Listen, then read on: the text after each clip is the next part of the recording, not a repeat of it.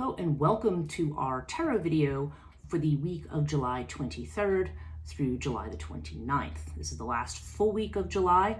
Astrologically, there's a tremendous amount going on right now. The sun has just moved into Leo. Venus went stationed retrograde as of last night around 9:33 Eastern Standard Time.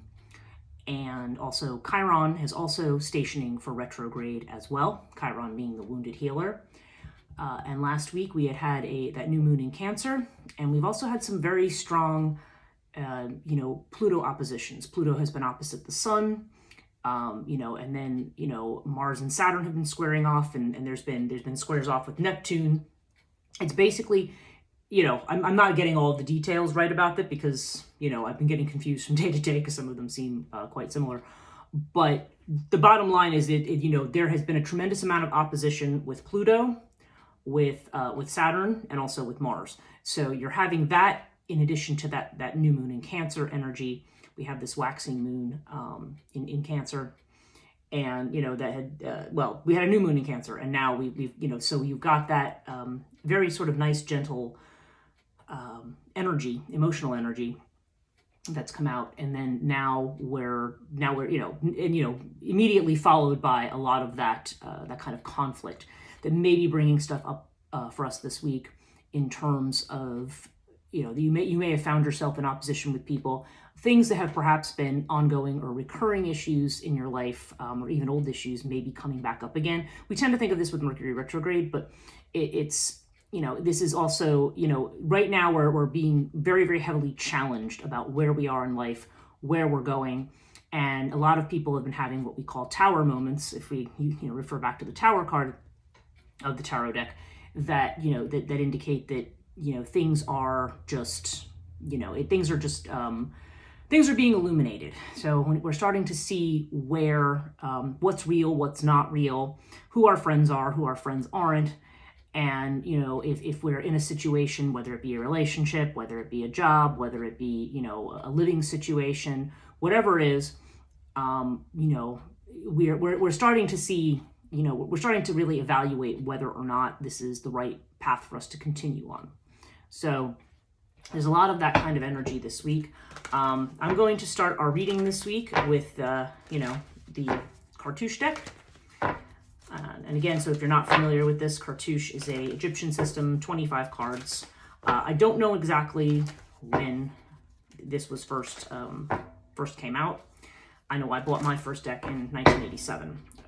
This is not my 1987 deck, but it is, so this is let me see, I count for myself, 6, 7, 8, 10, 11, 12, and then, okay. So we have our Cartouche cards first. I always lay them out in an astrological spread. I just find that's the most useful for talking to people and talking about, what the influences are, and then where they can potentially also be related to the astrology. And my tarot deck for today is one of my favorites. It's the Mystical Cats Tarot, a deck that I received as a gift from a very good friend, and that I, it's grown to be one of my favorite decks, because I'm a major cat person. I don't have a cat right now, because I travel, but I have had many, many cats, especially many black cats in my life, because they're my special favorites. Although all cats are perfect. Okay, so let's take a look here at what's going on for the week. Okay. So, all right. So first off, right off the bat, we've got our first house. This has been coming up a lot lately. We've got Seth in the first house. Okay. Now, the first house has to do with identity. It's the house of Aries. Okay. Now, I can tell you that Chiron is actually stationing in Aries and about to go retrograde. Chiron's been in Aries for quite some time. Chiron is an asteroid. And Chiron has been in Aries for, I don't even know. I'd have to look at my ephemeris to see how far back that's been going on. But it's definitely, so I don't know if this Chiron, this wounded energy is what's affecting Aries, the first house here. Now we do have it with the winged disc. So this is actually a very good card in terms of, the effects, the negative effects of Seth that this card tends to bring, because this card tends to bring anxiety. It tends to bring self-doubt, obstacles that are created. Generally, when it comes up in this position, it's saying these are things that you have to look at yourself, because you may be creating these obstacles yourself. Don't necessarily point the finger at other people, because you are, you may be, you may not be seeing a situation for what it is right now. That may not, and to be fair, I mean, this sounds very, very harsh, but it's like, it may not entirely be your fault, because there just may be a lot of confusions of circumstances, and you may be coming to a conclusion about things, or about what it means about you or who you are, that might not be correct. But we have it with the winged disc, which is the sun disc. And when the winged disc comes in, this actually, I always think of this as an illumination. It's like the sun card in the tarot. It is illuminating something. So to me, that, in combination, even though this usually indicates, yeah, this is a problem, but don't worry, you'll overcome it. That's one way to look at it. I also look at it as, you are illuminating what's problematic. Like the things that the beliefs that you have about yourself. With Venus retrograde, that's another aspect of it as well, because Venus is about, it's the card of, among other things, it's about our relationship to money, it's about our relationship to stuff, but it's also about our self-image and how we see ourselves. So if you have a very negative self-image, it may be illuminating the fact that you have a negative self-image, or there may be beliefs that you have about yourself that are not helping you, that are actually hindering you. So these are things to think about this week. We have it with the tarot card of the Nine of Wands, or the Nine of Fire. And the Nine of Fire, this is the card of somebody. In this particular deck, they always talk, this looks more like a strength in numbers kind of a card, because we see all the cats kind of together, looking, kind of putting their work in together, to have the strength to do something. So this is idea of strength in numbers. But traditionally, this is kind of the wounded warrior card. And so to me, this indicates somebody who's very, very tired. You may be tired. You may be worn out. They may have been going through a lot of changes recently, and you may be just kind of like, for F's sake, like, can I go through another one? It's like there's this sense here of being tired, but also being on alert. So we may be on high alert about things, but again, in combination with this combination, I would say that it may be more that, what's tiring us out is actually our own minds and our own beliefs about ourselves, and not necessarily external circumstances. So something to think about. That doesn't mean external circumstances don't necessarily play a role, but, there may be more that we can do about it than we think that we can. Okay. Okay. So our second house here, we have the house of money. Okay. So this is that Venus, this is a house of Venus. It's a Taurus. And this is not only our finances, but also our values, okay? So we've got Osiris here. So that's pretty good. This is kind of like a card of having this firm foundation, holding firm, using good judgment with something. So this would be about using good financial judgment. Osiris is also, it's not dynamic. This is the idea of the stylized tree that you see there. I know the name of the tree, but I'm not going to be able to pronounce it. But this is, it's a hieroglyph for this particular type of tree. And when we see trees, it's not only about things that grow, but it's also about what has roots, what has a firm foundation. So it may be telling you to kind of stick to, there's a stability to the tree, right? The tree can bend, but there's a stability to it. Like, don't lose your grounding, don't lose your roots. And we have this with the seven of, they call it the seven of C, but it's seven of cups. It's this cat with all of these bubbles. And the idea here is that, you may have a lot of options financially, okay? And there also may be delusional things about finances. Venus retrograde is also about where we decide we make sudden impulse purchases. We want to buy a whole bunch of stuff, and then later on we're going, crap, I shouldn't have done that. So I think there's an element of that here with the seven of C. It's just kind of like, kind of stay to keep your feet on the ground when it comes to finances. You may be tempted to to spend money on things, or you may feel that you need things that maybe you don't really need. This may just be a temporary illusion or glamour that is put on. So yeah, and that's a good general warning for Venus retrograde. It's better to kind of save your money, we stay away from big purchases, stay away from unnecessary purchases right now. Hold your ground on that, and it's and don't you may be also you may be, I'm sorry, I don't mean to have such pauses.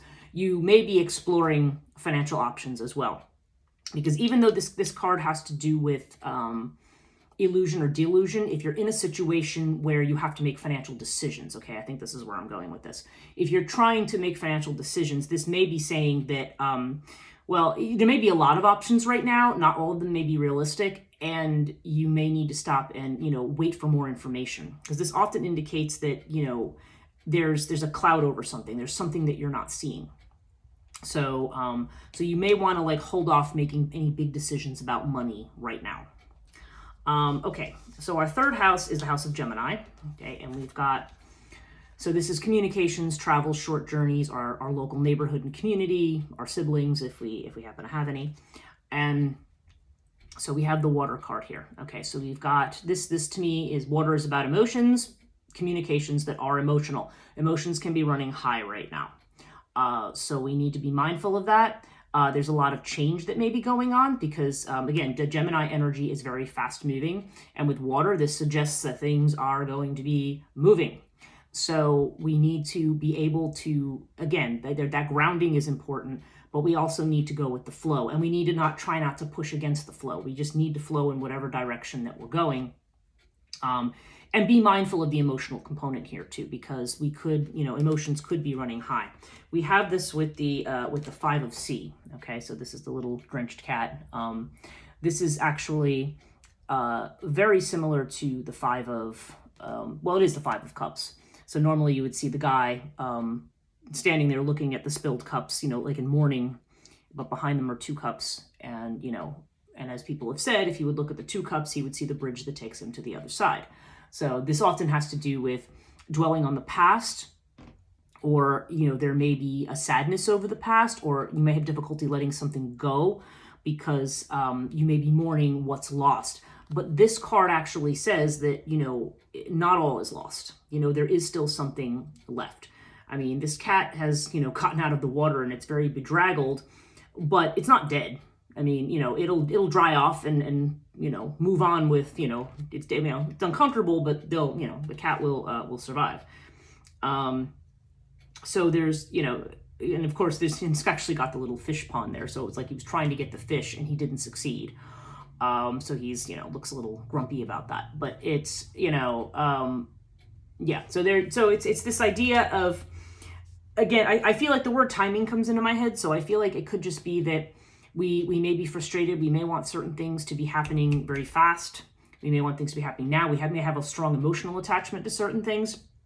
But, we need to look at what it is that we actually have. If we've lost something, we need to look at what's left. Don't just focus on what's missing. Focus on what's left, or where you're going, or what new opportunities might be coming up, and wait for the appropriate time, because, things are going to be moving. It'll flow into the direction that you need to go.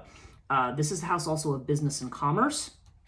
So this could represent people who are maybe experiencing, money coming in and money going out just as fast with a business. Or it could be, 5 of C is just, you're feeling, you may be, again, you may be just looking at, I'm hearing a lot too with people in business lately that, it's very, like July is a very quiet month, at least in the town where I work. Like a lot of businesses are going, oh my God, are we gonna make ends meet? They're looking at what they don't have rather than maybe what they have, or that what the future, to look ahead and say, well, actually a better season is coming up. Like it's about, if things haven't been going well, focus on what you have rather than what you don't have. Okay. 4th house has to do with Cancer. And of course it's interesting. We've got the moon here. So here's our moon in Cancer again, right? And it's, so again, this has to do with the home. It has to do with security. We've got Urias here as well. We've got the serpent. Now, this is not a negative card. A lot of times people will see the serpent or the snake. Like if you're doing a Lenormand reading, the snake is actually a bad, it's you have to watch out. There's somebody who is an enemy or somebody who doesn't have your back. Urias is not like that. Urias is the royal serpent in Egypt, and it represents that which is hidden.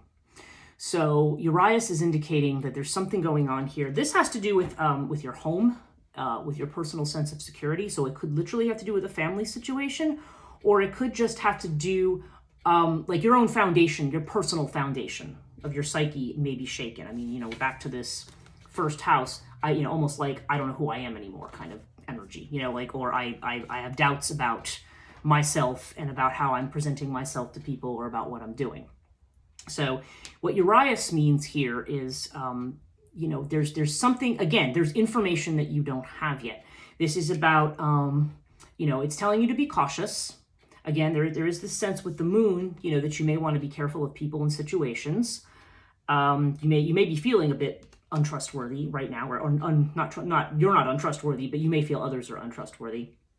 But there's a sense here that not everything is as it appears to be, and it's not necessarily bad. Urias usually, when this card comes up, when I have read over the years, Urias tends to indicate that, that we tend to think, we tend to be worried about the worst outcome, and that the outcome's actually not going to be as bad as we think it is.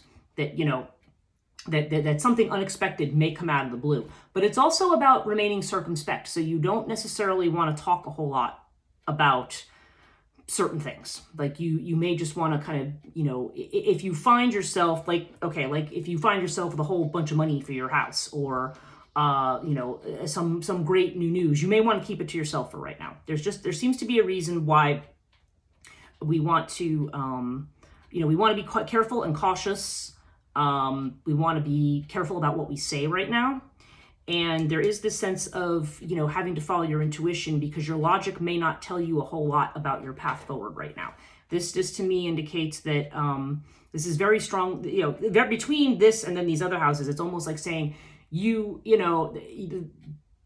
moves forward that you want to make, there's something unexpected is going to come in, and that's going to change the whole playing field. So don't make any decisions right now, and don't talk too much about things. Just this is a time to kind of keep to yourself, go within and listen to your inner wisdom, because that's what is going to tell you the truth right now. Okay, fifth house, we have Leo. And of course, we've just moved into the sun in Leo. So we've got Anubis here, and we've got the queen of, the Earth Queen. Hold her up here. Very fancy looking Persian cat. So Earth Queen to me, that's Queen of Pentacles. This is about sharing. So to me, and this is in the house of creativity, this could have to do with children if you have children. So this may be about taking on a protective, nurturing, or sharing kind of a role, because the Queen of Pentacles is often one who shares her gifts with others. But this is also about, being stable, being secure, being financially secure. And the fact that I'm seeing it in the creativity house indicates that, for some people that literally could mean making money through a creative project, okay? Or getting, or sharing something that you've made creatively with others. But it can also indicate that this is a way, if we're uncertain about things right now, the way through for us, at least psychologically, might be through a creative process of some kind. So there's definitely a connection here, but this has to do with children. This also has to do with our leisure time. And in this case, I feel like Anubis is a card of protection here. And, protection with the Queen of Pentacles, it's almost like this idea of taking some, feeling reassured that you should maybe take a break, take some time out, take some time to enjoy yourself. If there's a situation that has to do with a child or even with a lover, and I say a lover because, this is not the card of marriage or legalized relationships. It is about relationships in this house, but they're not legalized. There is a sense here of being protected, and again, to go with the flow of something, but also about being practical to some degree, to be sharing and to be giving, but also to be practical.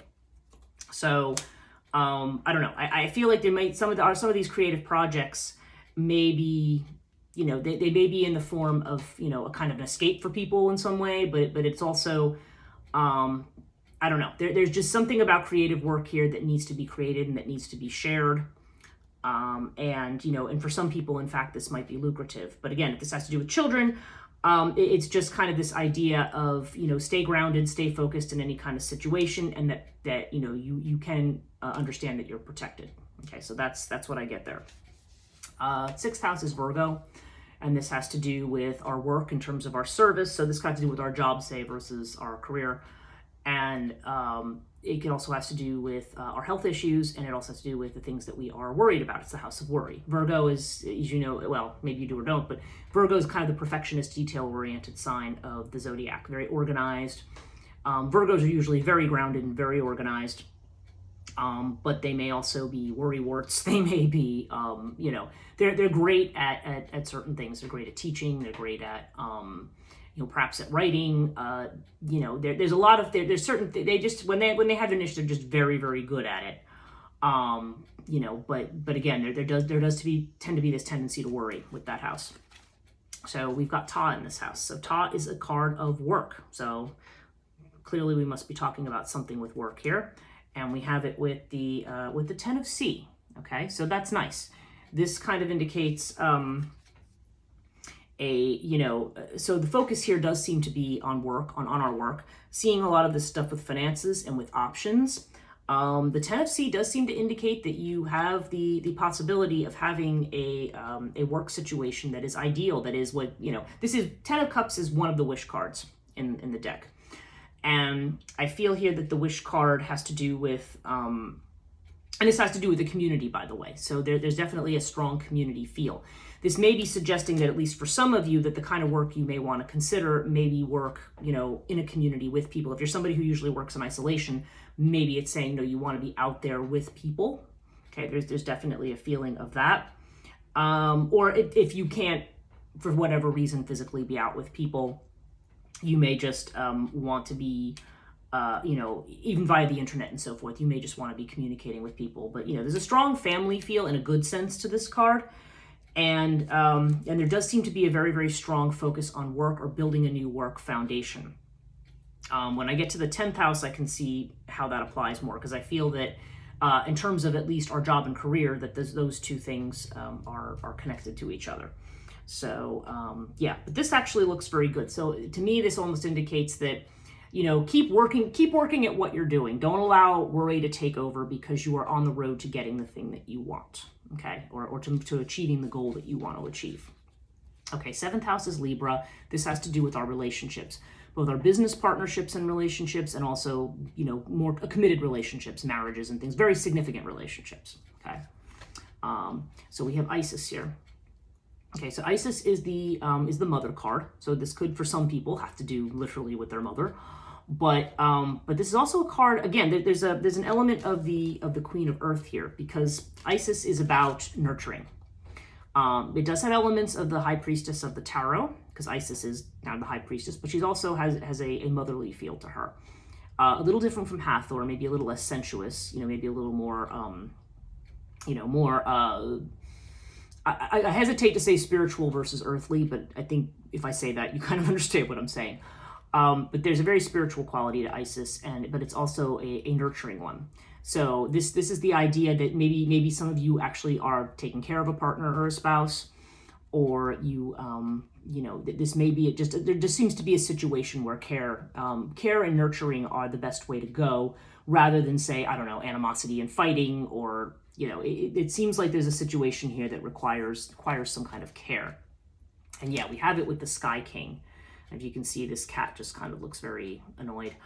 Sky King is the King of Swords, and yeah, King of Swords is generally known for being kind of cold and detached. So this may be a situation where, you know, some kind of nurturing, or at least trying to have an understanding of somebody. If you are dealing with somebody who's perhaps very, very logical and very detached and very, you know, just kind of, you know, keeps, you know, doesn't show a lot of emotion, okay? Or at least maybe you feel you're not getting a certain emotional thing. It may require Isis may be saying, trying to understand where that person's coming from, like having a certain amount of empathy, because this person might be, you know, that just might be their personality. They just might not be somebody, they may be somebody who prefers to keep their emotions hidden, but that doesn't necessarily mean they're not there, or that the person doesn't care. So yeah, so we're dealing with this person, or they're just, or it could also be saying alternately that there may be somebody who presents themselves as a cold person but is actually a very nurturing and loving person. So some things to think about there in terms of your relationships, whether they're business or personal. It's sometimes even in a business relationship you can have somebody who's the real strong financial, logical, bottom line person. And maybe what they may be saying is that you need to mix that element with a certain amount of the human touch and of caring about people as well. This should not just be about, it shouldn't all, just all be about the numbers or the bottom line. You need to bring a certain amount of emotion into it as well. Okay. 8th house, Scorpio, transformation house. Yeah, here's our Hathor card. Here's the one that I said stands in contrast to Isis. This is the more earthly mother image, and we have it with the fire tom, which is the Knight of Wands. Okay, and so we see this cat like trying to make his way amid a bunch of lit candles. Okay, so what this says, the two of these together indicate to me that we're talking about a time for action. Okay, Hathor has a feel like the Empress card in the tarot. So there's this idea of planting seeds, but again, there's a nurturing quality to it. It's more like the idea that you've planted a seed and now it's growing. In some cases, this is also the house of other people's money. So I don't know, this comes into my head that for some people, this may indicate a female who is connected to money. It could be somebody's mother, but it could be just sometimes it's a legacy that you're inheriting from somebody, or it's just another person who becomes a source of income for you in some way, or a source of financial support. So that doesn't necessarily apply to everybody, but that may apply to some of you. And the Knight of Wands, this is a very active card. This is about being busy, about a lot going on, kind of running back and forth. But the Knight energy is not the same as the King energy. The Knight energy is not as developed. So you may be kind of rushing off into doing something, but you may run into some obstacles along the way. There may be reconsiderations, there may be mistakes to be fixed. And of course, this also could indicate, traveling or taking trips as a point of transformation. So there's a whole lot here. Fire Tom is very, very active, and it's about taking action and not sitting still. So if you are in a process of transformation or things are changing in your life, the advice here is not to just sit back. The advice is to be actively taking part in the change that's going on and figure out what that means for you. What kind of seeds do you want to plant with Hathor? Okay. 9th house is Sagittarius. This has to do with long distance travel. It has to do with higher education and philosophy and religion is what they'll call it. But it basically, it has to do with the very deep thought. If the 3rd house has to do with more superficial thought, this has to do with deeper thought. Okay. So we have the twins. This is Gemini energy, and the twins, again, this could indicate an educational partnership for some people. It can indicate taking a trip with somebody or somebody taking a trip to you. But again, this would be long distance. This wouldn't be like somebody who lives, within an hour of you or something. This would be a longer trip, longer distance. So there seems to be some kind of a connection here, like I said, in one of those areas. It also jumps into my head that this could be a teacher for some people. In particular, there could be a teacher or a mentor, but there's this idea of partnership. So either, you could either be learning something new at this time, or there could be somebody that you're learning in conjunction with. We have it with the cat magic card, which I think is really cute here, with him making the little ball here with the little flowers and fishies in it. This is akin to the magician. So yeah, this is the idea of movement, change, and work. So for me, cat magic, again, very active card, Mercury oriented, and it's in the house of Sagittarius. So this is the idea of Mercury is, again, mental quickness, mental alertness, and this is about manifesting. So yeah, so you want to manifest your dreams. If you're thinking about going back to school, this is like a big yeah. And maybe if you're not sure how to do it, maybe the twins is somebody you need to consult who will help you figure out how you can do that. Let's just say you're not going back because you can't afford it. Well, there might be some person who you can go to who can help you, advise you in some way, or you may just pick up a teacher, or along the way, like you may meet somebody who becomes your teacher, or you may be again, there could be this idea of just traveling, but there's this idea of expanding your horizons, because Sagittarius is Jupiter energy, okay? So there's this idea of expansion here, and it's expansion with another person in some fashion. You're either traveling with somebody, you're learning something from somebody, or you're kind of on this journey with somebody else to kind of expand your horizons and expand your worldview. Okay. 10th house is Capricorn. And here we have the Pyramid card, and this is the house of your career, your reputation, your status in society. This has more to do with your career than your just so-called, your job. You can go through a bunch of different jobs in your career, right? So we've got pyramids. So there's an initiation, there's a test here. And we have the Eight of Sky here. And I love this version of the Eight of Sky. This is the Eight of Swords. This is usually shown as the woman who's blindfolded and her upper body is tied and she's surrounded by swords. This is the cat who is literally caught in a branch.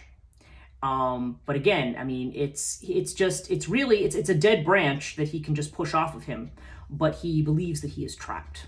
So this is definitely, I love the image on this card because I feel like it really conveys the Eight of Swords very well. It's this idea that you think you're trapped, but it's just basically, it's almost like you're outside and you've gotten caught in something and you're fighting with it. And it's not, you're not really stuck. You just think you are. So your mind may be getting too much in the way of things with regard to your status, your career. If you're somebody who's like on social media or whatever, thinking, oh my God, am I getting enough likes? Is it going to be enough this? Is it going to be enough that? I feel like there's a lot of mental energy and analysis that is unnecessary, or that may be just tying you into place. And it's like, you can just throw all of that off. That's all irrelevant at this point.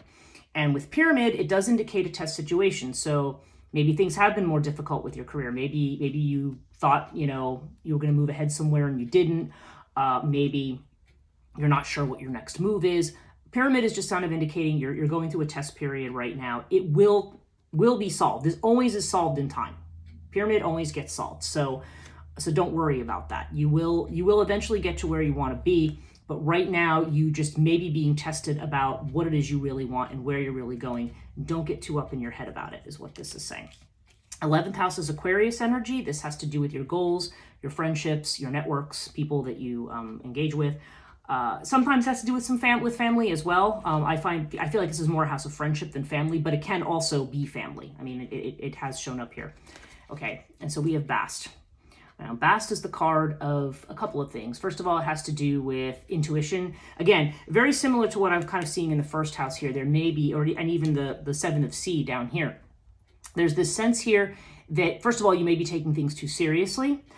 Second of all, that this, like if you're not feeling well, if you've been ill, this is usually a card of like psychosomatic illness. So it may be more like you're stressed out. And this card is telling you need to relax and enjoy yourself. Spend some time with friends, have a good time. This is definitely the card of happiness, dancing, playing music. There's a whole connection here to this, but also it's a card of intuition. So the idea is that, relax and just kind of let things go and see where your intuition takes you with regard to your goals. And, again, about enjoying spending time with friends. And we've got this with the Ace of Sky. Okay, so this is the Ace of Swords card. Yeah, so some messages are coming in here. They're probably coming in through friends or through your networks. And this message is going to bring you absolute clarity about something. And I feel what jumps into my mind right now is, this may be a part of the figuring out who your friends are. There could be a very, if you have been uncertain about a person in your network, you're going to get a message that brings things, that absolutely clears things up for you. One way or the other. If you've been thinking badly of this person, they may be vindicated. If you've been thought they were a great person, you may find out they're not. It can go either way. But nonetheless, there is a message of clarity that's coming through. And somehow this connects to not only your networks, but potentially to your future goals. So, so there's this kind of, we're seeing this kind of flow down here in the house of messages. Okay, third house is the house of messages. So, I have a feeling, it could be like a lot of things with the aces, when there's something comes to you with kind of like this, this stark clarity, it may be a mixed thing. It may be a piece of news that shocks you, but at the same time, it also liberates you. So Ace of Swords, aces are generally good. They're about new energy, having what you need, having in this case the clarity and the new ways of thinking about things. And also that's true. Now that I'm saying that out loud to myself, yes, if you have certain hopes and wishes, it may be that you need to think about them differently. okay, if you're not getting where you want to be. Okay, 12th house is Pisces energy, and it has to do with what is hidden. It's actually, as they said, it's the area of the chart that has to do with both the madmen and the saints. It's literally both heaven and hell at the same time. You know, even though well, anyway, we won't get in. I won't get off into my whole afterlife thing, but so we have pyramid here. I mean pyramid. Sphinx. We have Sphinx here. So yeah. Definitely the card of excavation. So in the 12th house, this means stuff that's been hidden is going to be uncovered. So just wait for it. And it also, it seems to be, you know, with Pluto being where it is right now, Pluto's kind of hovering near Aquarius right now. And it's been in Capricorn, so it's kind of in between the 10th and 11th houses here. There's this energy.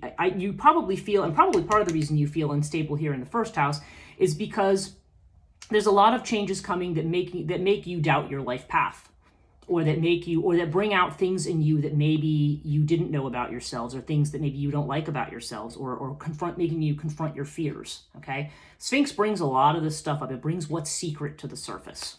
So you know, so there is some excavation going on here. But you have it with the Sky Queen, which is the Queen of Cups. And this card is about, Queen of Cups, though, is about emotions. So again, we're seeing all of this emotional stuff coming up. It's almost like there's an emotional purging that's going on for a lot of people here. So, you know, your feelings are going to be coming to the surface in a big way.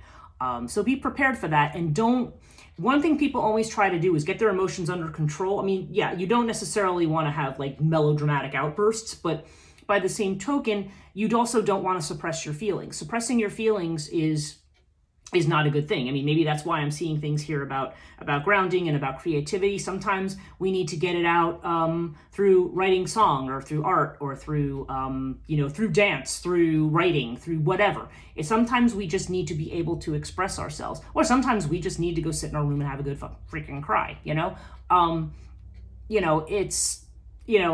Don't feel like you shouldn't do that, or you can't do that, or you should be ashamed of doing that. Like, this may be bringing up a whole lot of stuff, including maybe feelings of shame or embarrassment, or inadequacy, or sorrow. Maybe you feel like, oh, I really haven't gotten over like a past thing that's gone on, or whatever.